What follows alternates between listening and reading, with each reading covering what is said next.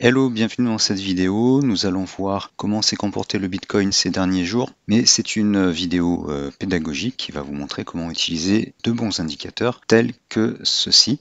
Alors là, nous sommes sur le Bitcoin et il y a eu hier un bull trap, ce qu'on appelle un bull trap, c'est-à-dire un départ à la hausse et une inversion tout de suite après. Bon, sauf qu'on était vraiment dans une dérive latérale, c'est pas un vrai bull trap, mais en intraday ça peut être un bull trap.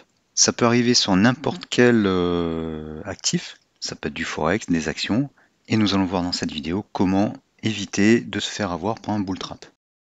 Alors en daily, on a eu des successions de grandes bougies vertes et de bougies rouges, notamment celle-ci, la bougie verte, immédiatement suivie par une bougie rouge qui a été quasiment toute la journée jusqu'ici et qui s'est rétractée en fin de journée. Nous allons voir comment exploiter ces mouvements.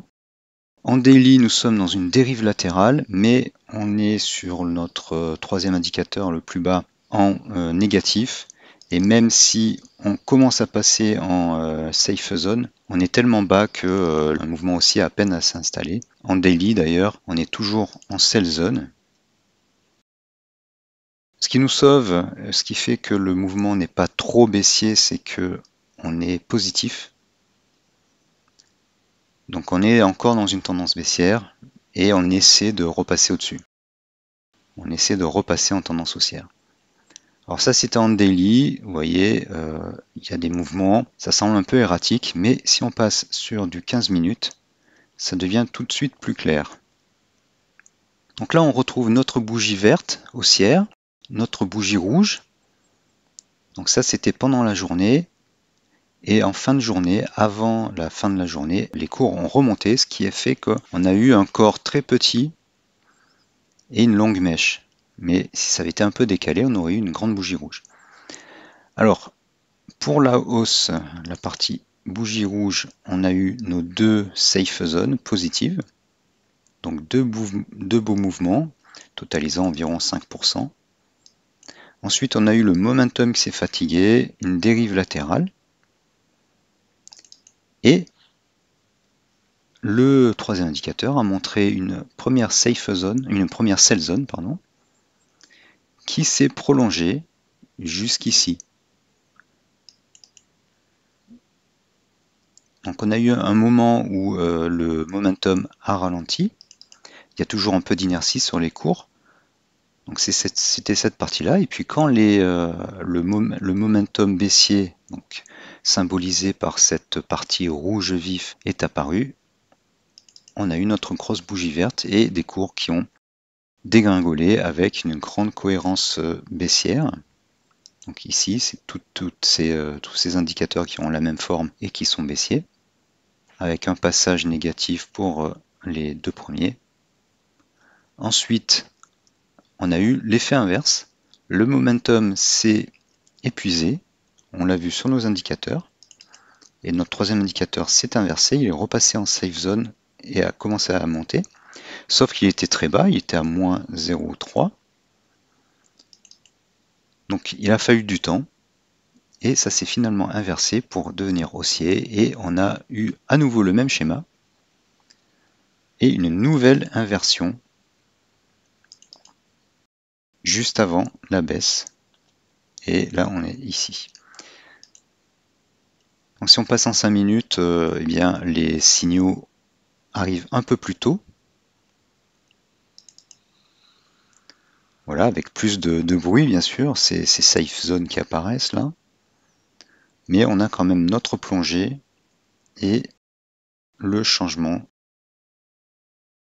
avec une longue safe zone qui là a été tout le temps en vert.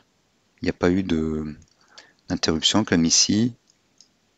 Et une nouvelle plongée.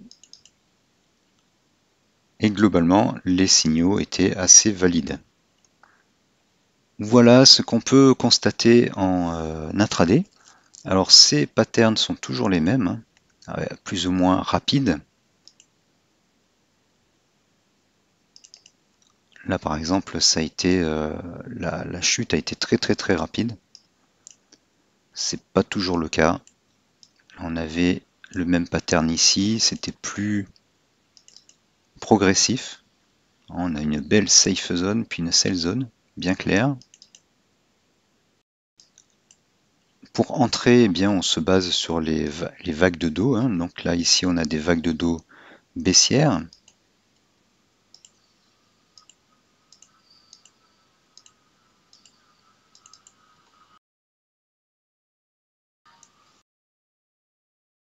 Là, c'était un peu plus difficile puisqu'il n'y en avait pas. Ça a été vraiment très rapide.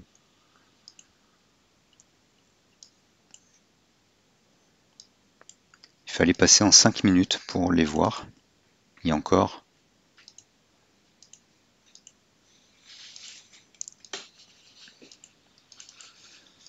Alors, ce qui se passe en réalité, c'est qu'on a nos supports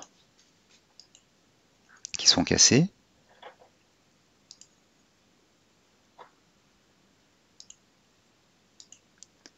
Et puis des indicateurs sur les prix que je ne montre pas, qui sont réservés aux membres de la formation Gabi, qui ont aussi ces indicateurs, et des indicateurs sur les prix qui permettent de beaucoup mieux suivre le mouvement des prix.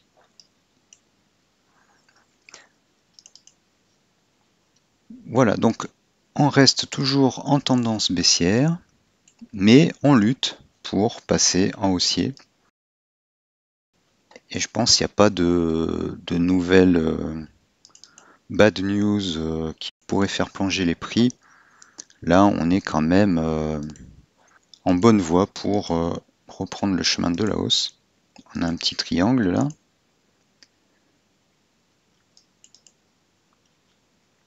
Et pour l'instant, c'est assez bon signe. Ce qui serait mauvais signe et un redépart à la baisse, ça serait que l'indicateur ici, les deux courbes ici, reviennent casser l'enveloppe inférieure comme ici. Et tant qu'on reste au-dessus, et a fortiori tant qu'on reste au-dessus de la ligne centrale, donc en safe zone, comme ici, c'est bon signe. Il va falloir juste qu'on monte petit à petit vers le zéro et qu'on passe au-dessus. Voilà.